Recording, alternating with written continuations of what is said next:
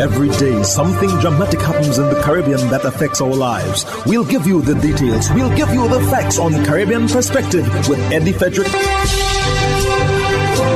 Host Eddie Frederick. Welcome to Caribbean Perspective. So glad you can join us. The story that takes the lead in today's edition for Thursday, 21st March 2024, and brought to you in association with our friends at Antillean Group. New Commissioner of Police is sworn in Jamaica and ready for the task at hand. Details after this important message. Believe in our strength, we'll stand by you. Protection from all, perils big and small. Reassurance we give, it's so clear to see. Peace of mind, that's our service guarantee. We look after all our family. Yes, we do at every opportunity. Antillean Group, underwriters of all classes of insurance solutions for your protection and investment. Live well financially.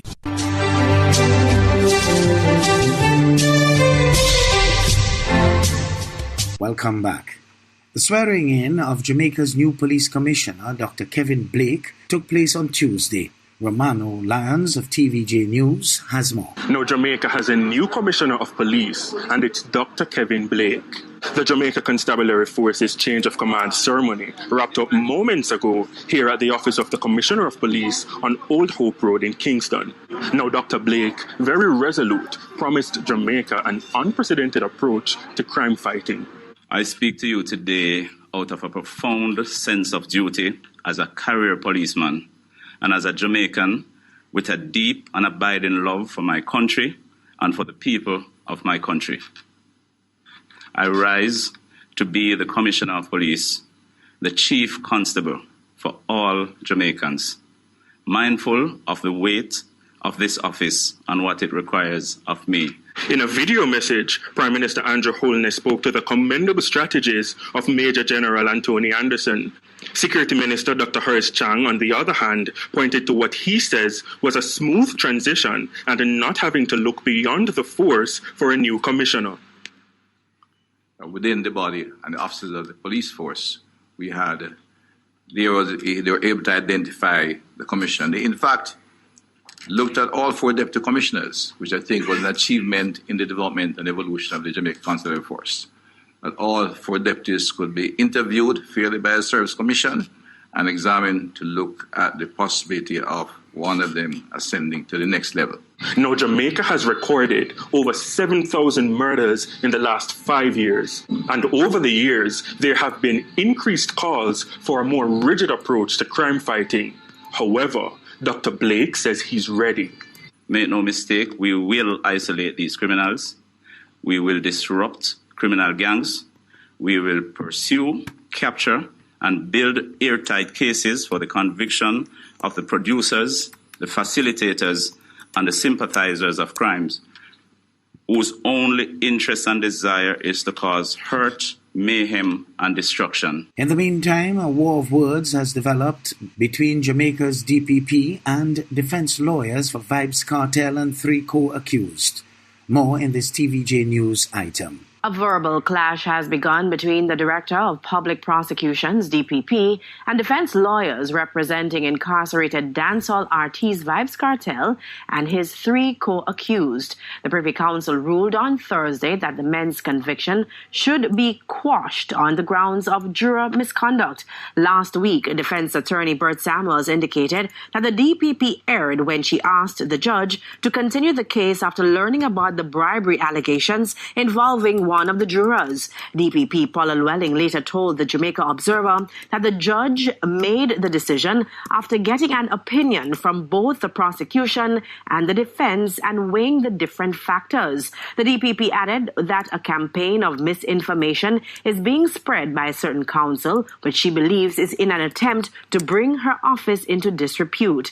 The defense team fired back on Monday, arguing that they are unaware of such a campaign and are not a part part of it. They say they have no intention of bringing the office of the DPP into disrepute. In the meantime, Mrs. Llewellyn told Nationwide News Network that the prosecution would be obliged to request a retrial given the strength of its case. The Court of Appeal is set to decide if Vybz Kartel and his co-accused should face a retrial for the 2011 murder of Clive Lizard Williams. The co-accused are Sean Storm Campbell, Kahira Jones, and Andre St. John. Trinidad and Tobago's Minister of Public Administration, Alison West, says she's not satisfied with the productivity levels within the public service. Pockets of real productivity and lots of pockets of lack of productivity, which is why we are treating with all the measures that I've mentioned to ensure that we can improve and measure the level of productivity for a better managed public service.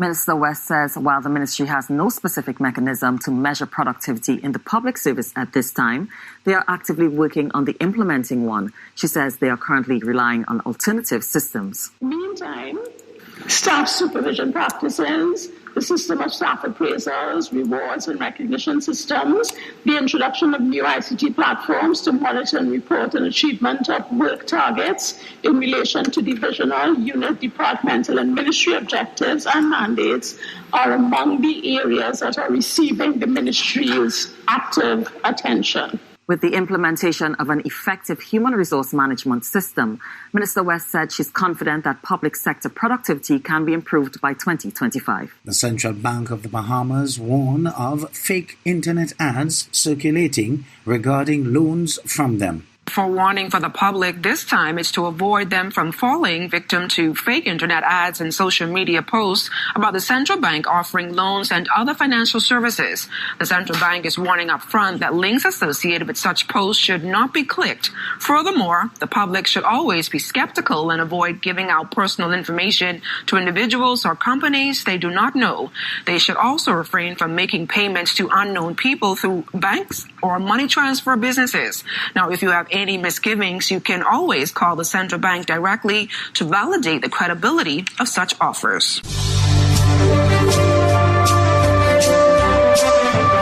You're listening to Caribbean Perspective with Eddie Frederick. In association with our friends at Antillean Group, underwriters of all classes of insurance solutions for your protection and investment. Live well financially.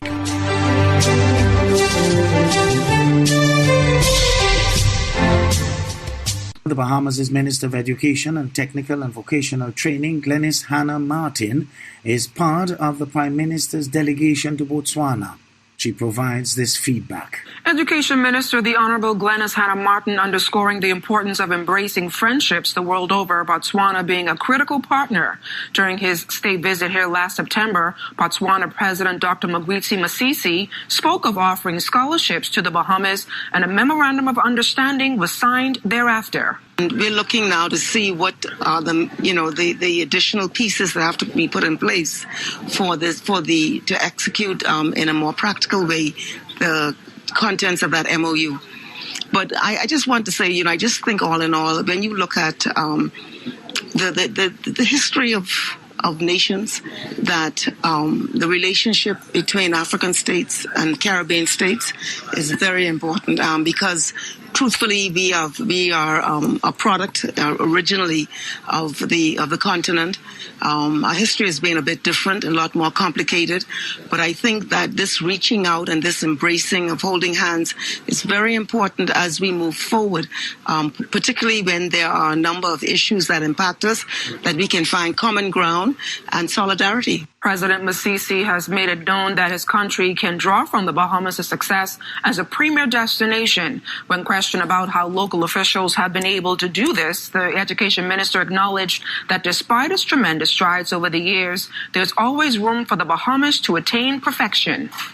I think we have become really positioned globally in tourism and developed a whole professional cadre around the whole industry of tourism. So it's come from a very strong focus, training, and understanding the connection of tourism to the the economy. It's really the foundation of our economy.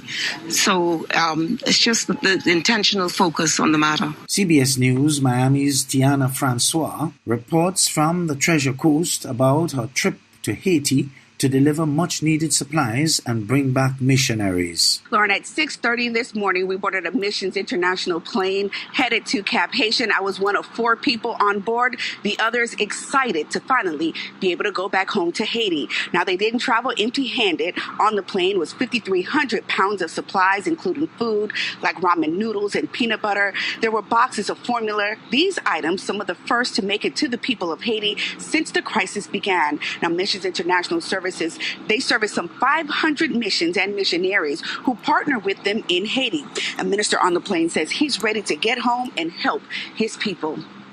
We need prayers and we need help, and the country still need help. So we need everybody to kind of pour your heart where God leads you. Now, the plane also flew from Cap Haitian to Pignon, dropping off supplies and picking up people. In all, 15 people left Haiti on board the Douglas DC-3. Now, tonight at 11, we'll hear from them and what they had to say about what life is like in Haiti and their plans on whether or not they will return. Back to you. Tanya, I know when we were talking yesterday and you were telling me you were flying into Cap Haitian, you had seen some videos and you had seen just how eerily quiet the airport was. Is everything still very quiet there, but much more scary, I guess, in other parts of the nation right now? Exactly what you said. It is scarier in other parts of the country, but in Cap Haitian at the airport, it actually woke up. There were quite a few people there waiting and trying to see if they can get on a flight, trying to get back to the United States. And so, we talked to one of them and we'll bring you that story soon. I know, Tanya, before you got there was a flight that evacuated people out of Cap Haitian. Have you seen any people who are just desperate to get out of there and are trying to get any flight they can?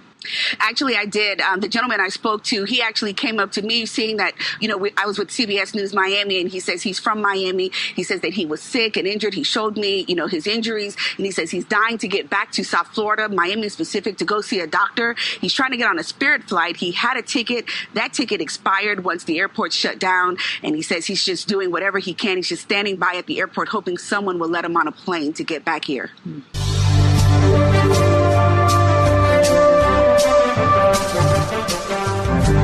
I am Eddie Frederick. This has been Caribbean Perspective, a whole new approach to highlighting developments in the Caribbean. In the meantime, please follow us on Facebook and subscribe to our YouTube channel for daily regional news and more, in association with our friends at Antillian Group.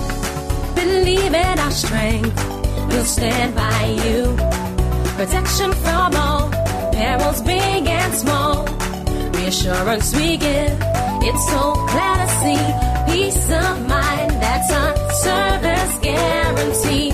We look after all our family. Yes, we do at every opportunity. Antillian Group, underwriters of all classes of insurance solutions for your protection and investment. Live well financially.